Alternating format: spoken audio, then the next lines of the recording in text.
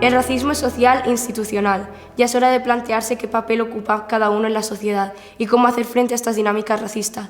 Responsabilícense y dejen de ser racistas. Luchen contra el fascismo.